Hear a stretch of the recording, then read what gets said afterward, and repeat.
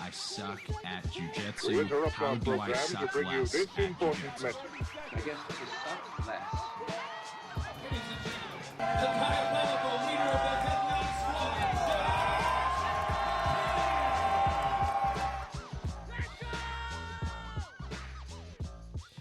Hey everybody, this is Josh McKinney, and I just want to welcome you to the newest episode of the I Suck at Jiu-Jitsu show. So today we're going to look at this episode type we've done quite a few times for competitors, where I really just try to lay out my simplest and most important thoughts when it comes to approaching a competition. And we've done this a million times for tournaments. We've probably done this 2 or 3 times for tournaments. But I really think that these are the most helpful for competitors. And these episodes tend to be for, I guess I would say like for future use for a lot of people. You know, are you going to listen to this the day it comes out and have a super fight scheduled 6 weeks from now? Maybe you do. That's really awesome. If you do, you should try the stuff that I'm about to tell you and then let us know how it works. But I'm just going to give you some of my main thoughts on doing a super fight and why it is different than a jiu-jitsu tournament, and how you can know that and how you can take those differences, apply them to your training, apply them to your mentality, and win your match. And so we're going to look at all of these thoughts today. And I thought a good place to start is probably at the very end of 2021, I started accepting super fights. And these were things that I was offered before. And just a spoiler for you guys, jiu-jitsu super fights don't tend to pay very well, but you still get offered if you have any type of name in jiu-jitsu. And sometimes you even get the opportunity to fight tough guys. And so for me, that wasn't the reason that I started accepting these matches. The reason that I started accepting these matches is I knew that I wanted to become a better competitor. And I knew specifically that doing those kind of matches felt very scary. It felt like it caused more anxiety than anything else, especially doing a super fight for me in my hometown of St. Louis. I've grown up 15 minutes outside of St. Louis, and so I've always done jiu-jitsu here for the last 16 years. I've done jiu-jitsu here. I know everybody in the area, and then I'm going to go compete in front of them. And even compete against somebody who's coming in from out of town. And so there's this other mentality maybe of like, yeah, Josh is defending our home turf. And there is all this pressure. And a lot of times I would avoid that when I was coming up in jiu-jitsu. Like, yeah, I don't like to compete locally because there's more pressure there. And why would I do that? Well, the truth is there's going to be pressure at times. And so pressure testing is really important. And that was the situation that I was in. I wanted to get better at the mindset and the approach of competing. And I remember specifically, I'm going to highlight some mistakes I made the first time that I did one of these events. I'll try to remember to put, I think there should be matches on YouTube of every single one, or videos on YouTube of every single one of the matches that I'll reference. And so I had a match at the one and only that they've done. Imposed Will did an event. It was called Strange Hands, and it was a brewery called Four Hands Brewery in St. Louis, and it was Strange Donuts. There's like a collaboration between those two sponsors, and so there's a bunch of beer and donuts at this jiu-jitsu event, and then it was in the upstairs of the brewery, and mats were laid out, and I think the event was free. It was like 200 and something people, and I was the main event. And it was me and another Imposed Will athlete, Cody, who has been on the show before. Me and him actually have talked about a million times, just have not gotten to do it yet. Actually breaking down this match, because the match itself was really good. But something that, like, kind of the notes that I took away from it, I won the match.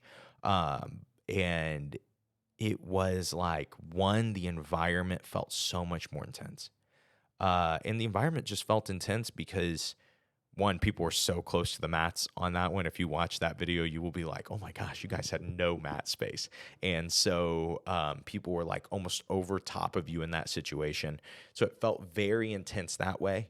But I would say the mistake that I made, the problem that I had, and I didn't realize this, and you notice it most when you're the main event because you have the longest to go. You have to be there the longest. Usually everybody has the same call time when you go do one of these events, and it's usually way too early.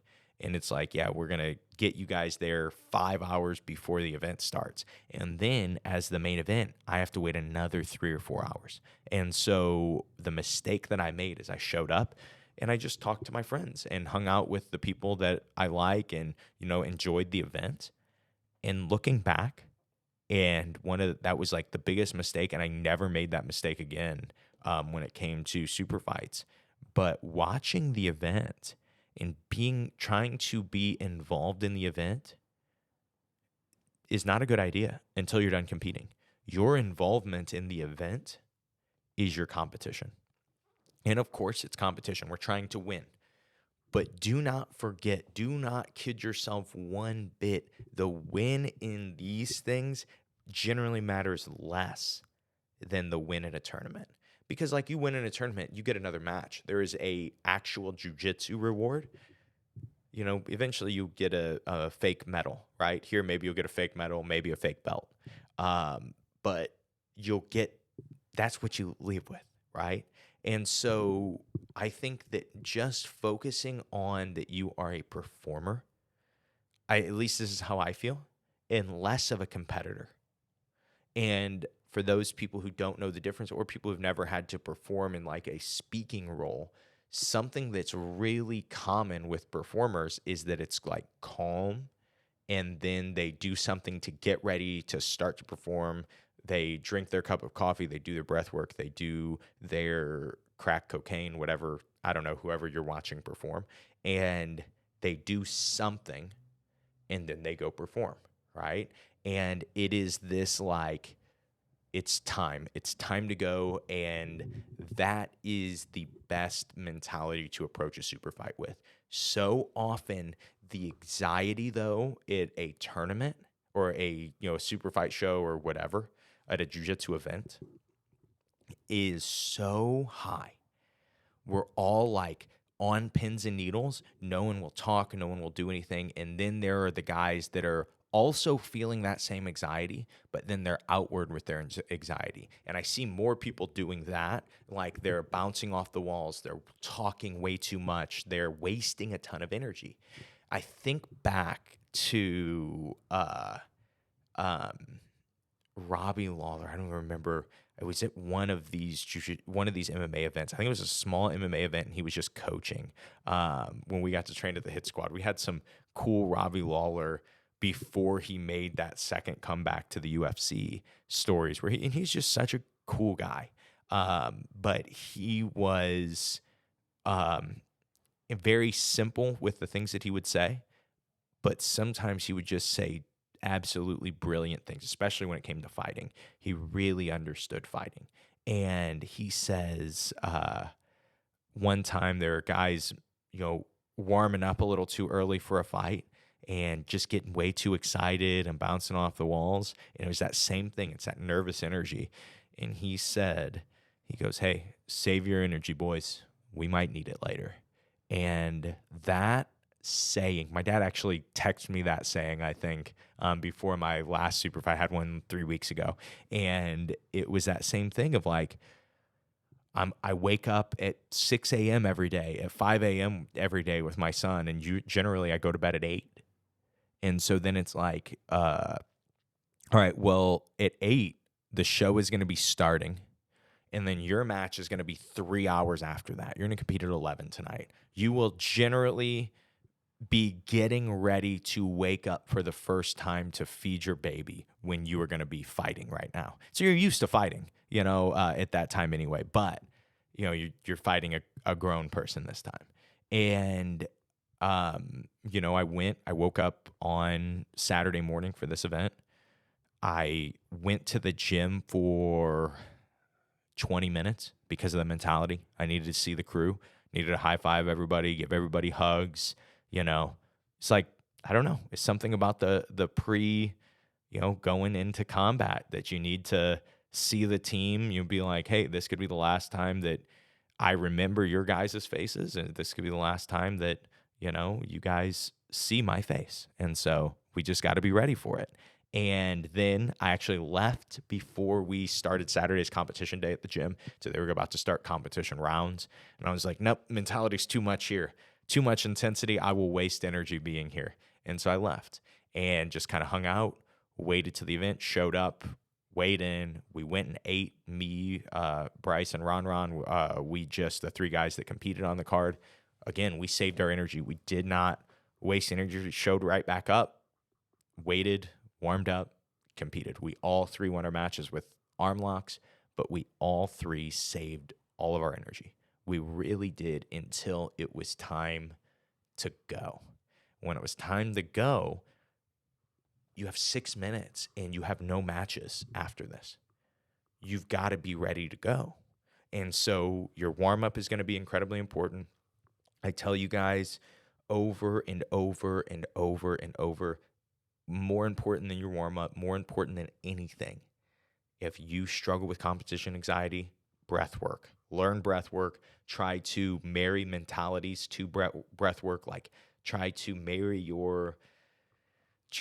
get to your competition mindset while you were right when you're done with your breath work, or while you're in the middle of your breath work, or whatever, right? But that is something I still will do. But again, I don't like to do it until about 2 hours out. I think I did it about 2.5 hours out this time. I just missed my, when I thought I would compete. And once I did that, I didn't start warming up till 45 minutes out. But I got my breath work in. I got to that right mindset of being chill, ready to, be blasted out of a cannon when it's time. And then the mentality of how these matches work, because most of us compete in the same rule set when we do these super fight shows. And I just want to make sure to tell you guys, I compete in this rule set. It's always the same. It's always quote unquote submission only, where we have like a 30-second time limit. And at the end of the time limit, it has nothing to do with any other part of jiu-jitsu. They will say, here is who threw up the most submission attempts. He wins. And that is what quote unquote submission only is in jiu-jitsu nowadays. Real submission only would be submission only. If there is a time limit and no one gets a submission, no one wins. If there is no time limit, then it goes until someone gets a submission. If you want a simpler way to decide, have points. They are simple. We can know who's winning during the match. Then the other guy has to push the pace. But when I can throw up a cross collar choke 4 or 5 times from my closed guard and guarantee victory, even if afterwards you pass my guard, but like, oh, well, he was going for submission. That other guy just passed the guard. He didn't even go for submission. That doesn't make sense. That doesn't make any sense. Sometimes I feel like that I am in an insane asylum and I'm the only person who sees it. And when I see jiu-jitsu super fight shows advertising submission only 5-minute matches, that isn't even a thing. Just don't pick a winner. The winner doesn't matter anyway. If you're going to do submission only, you do a submission showcase. Say, hey, if submission is all that matters, but we do have to have a time limit, then submission is all that matters. Give a bonus if there is a submission, no winner if there is not. I guarantee you'll get more people submitting. But we all see that if you go for 3 ankle locks, you win the match. And so a really simple way to approach this match when it's only 5 minutes is what is the quickest way that I can get on offense. Because if you're in good shape, 5 or 6 minutes, it's not too hard to stay on offense. If you're ahead, to stay on offense and then pause when the guy needs his time to pause, but you stay ahead, right? And so that is the performance side of that mentality. What about the preparation side of the mentality?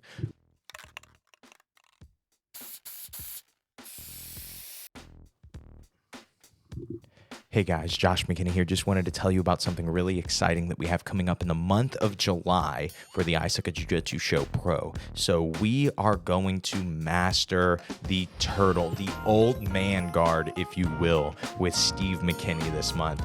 So my dad is putting together a course for the I Suck at Jiu-Jitsu Show Pro subscribers, where he is going to show you his simplest position. It is kind of a mixture of half guard, turtle guard, and a way to wrestle up that is totally usable even in your 60s in jiu-jitsu. My dad is actually one of the only people that sweeps me in training, maybe one of 5 people that I train with consistently that can actually sweep me, and actually has a really good guard to do that. And it is this half guard, this turtle guard, that he is going to show you guys and share with you guys in the month of July on the I Suck at Jiu-Jitsu Show Pro.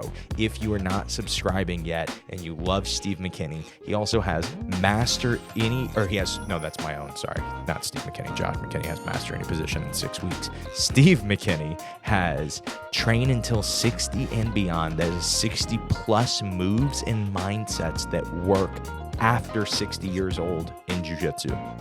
And then his newest course, Efficient Strength for BJJ in 15 minutes, where he takes you through 1 to 2 workouts a week, either at home or in a gym. And it is all of the strength and conditioning that you need outside of jiu-jitsu to get stronger, to protect your body, and to feel so much better. And again, this is approved for people even at 60 plus, but as a adult jiu-jitsu athlete, this is the same strength and conditioning program that I use and the same amount of times that I use them. And so all that is available at the I Suck at Jiu-Jitsu Show Pro. If you are not subscribing yet, I do not know what you are doing. There is so much good content on there. Be sure to check it out. Let's go ahead and get back to today's episode.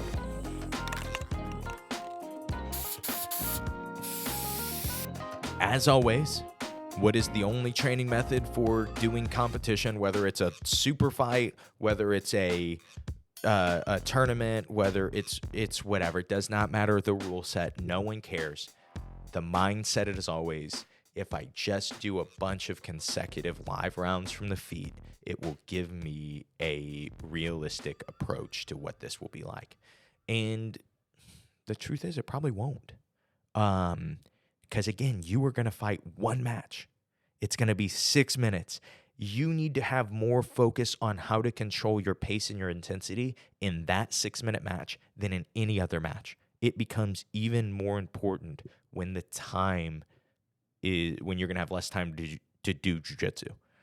Any competitor that's competed a long time will tell you the feel of a guy in the second match versus the feel of a guy in the first match are 2 totally different things. Same guy.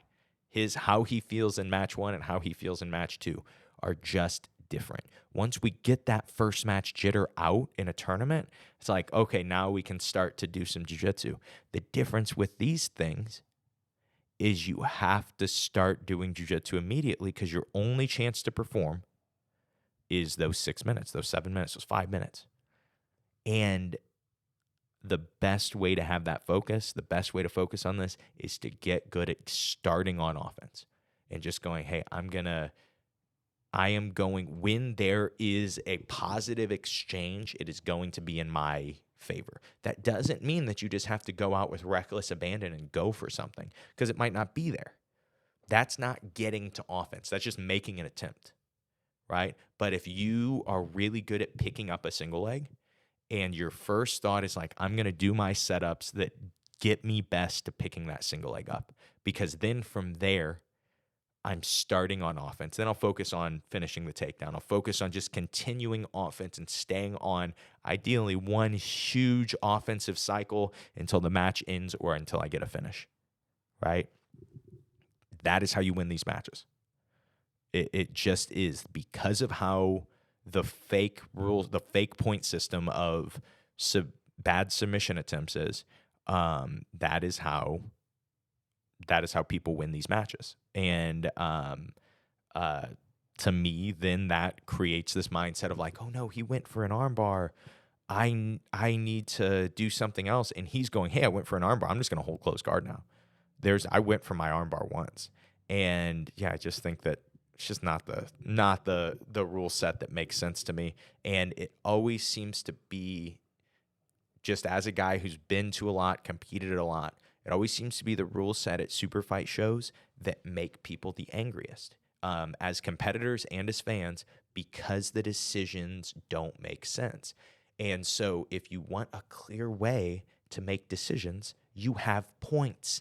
That is why we have points. We have defined things that are valuable. And so if you don't want to get scored on, you protect those defined things. But then it will also, if you do get scored on, that is what will cause somebody to take risk and try to go for submission, is that they're losing because they're going like, shoot, I've got to get something. I know for a fact I'm down 6 points. I'm not coming back with points. I need to finish this guy. And that is, in my opinion, how you're going to create better jiu-jitsu matches. Let's go ahead and we will just take a step back and look at the approach. So again, we agree that the only way to train for a jiu-jitsu match or a tournament is doing 12 to 15 6-minute from the feet rounds every training session, and that's how you'll get good.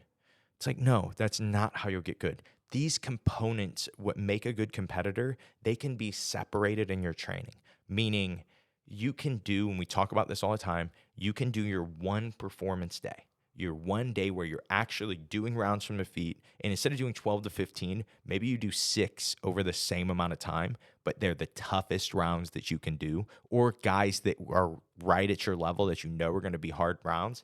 And you make sure that you both are rested a round before that, because that's going to give you the way more realistic feel.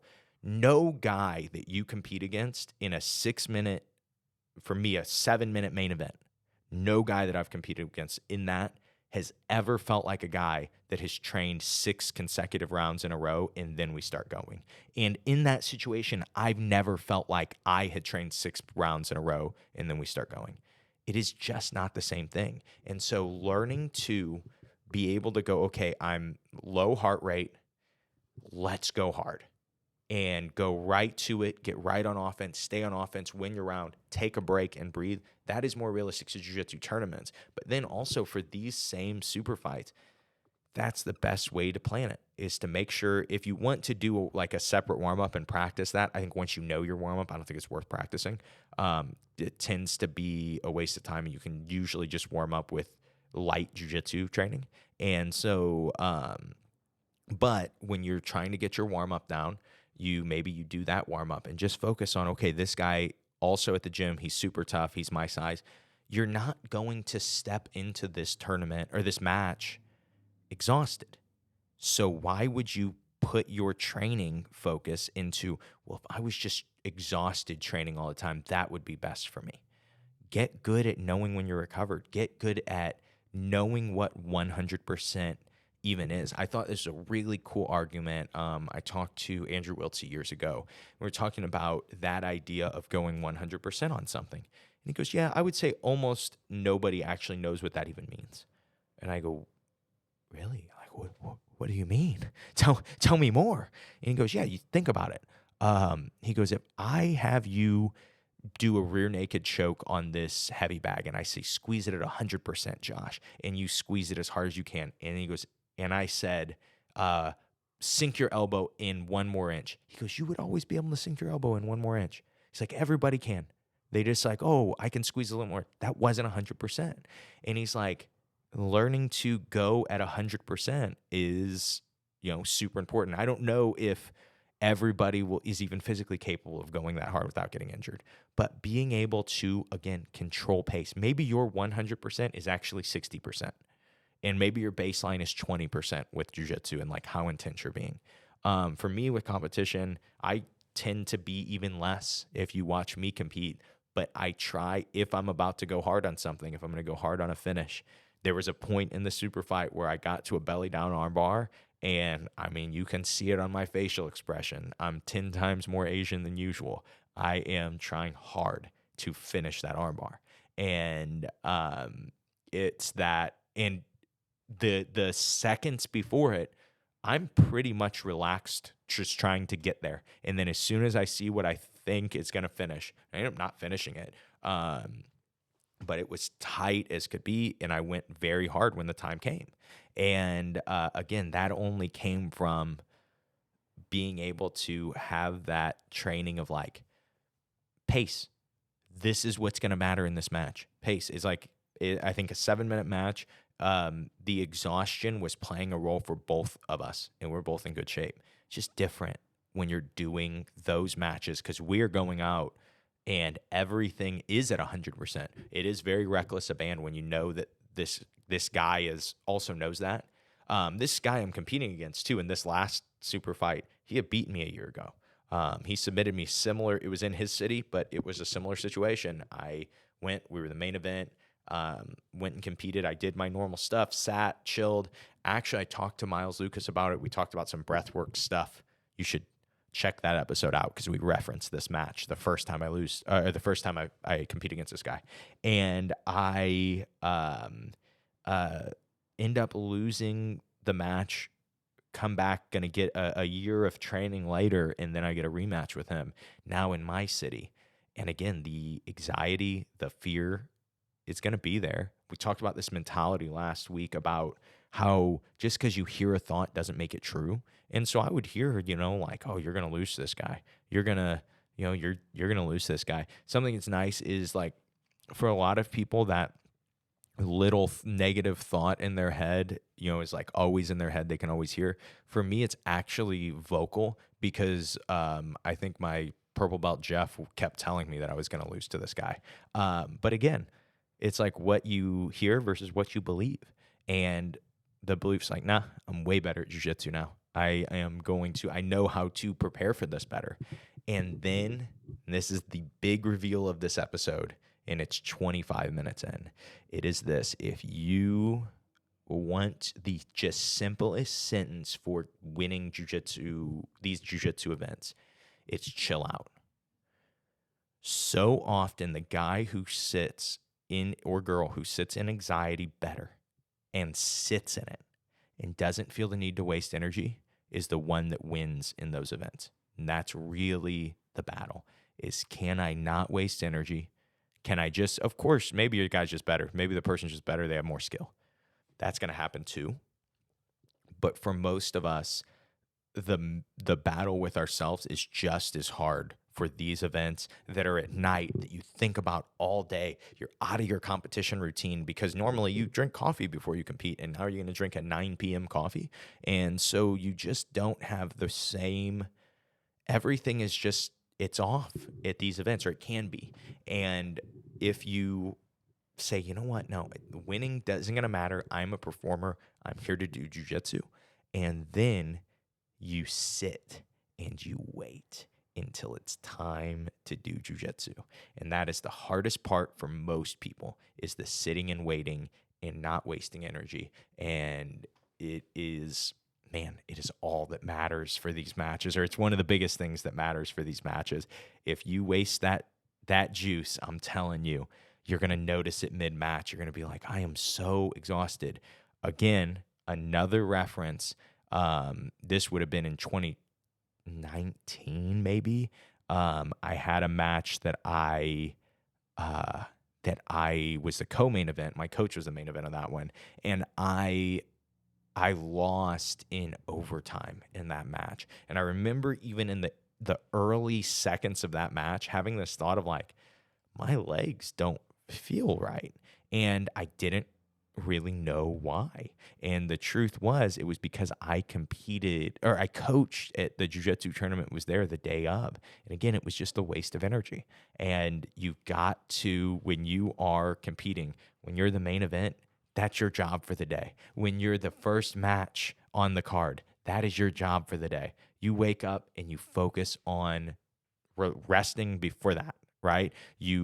All your thoughts are like, just not doing anything until it's time to do something. And then when it's time, you go. But having the right training, the right mentality in your training is going to be such a big thing for this. If you want more thoughts on training, we did an episode not too long ago about if you're going to compete in 6 weeks, this is how you do it. This is how you compete every weekend afterwards too. But you can use that same preparation for a super fight, just with those little tweaks that we talked about shifting that mentality and really focusing on just making sure you can get on offense, because that is going to be huge for this rule set. And so those are, I think, all of my main thoughts. I would say little notes at the end. Make sure to mess with what you like to eat before, because again, if you compete in the morning, especially if you've competed a long time and you have a good routine, it's hard to apply that routine to the night show, because it's a totally different monster. And so doing little experiments, eating what you would hope to eat a few hours out before training at night or something like that might be a good way to kind of check. And then on top of that, just don't forget, you are a performer. When you're doing it, you're doing something that nobody else gets to do. Nobody at work, we always say, Gretchen from accounting, she could have gotten a face tattoo over the weekend.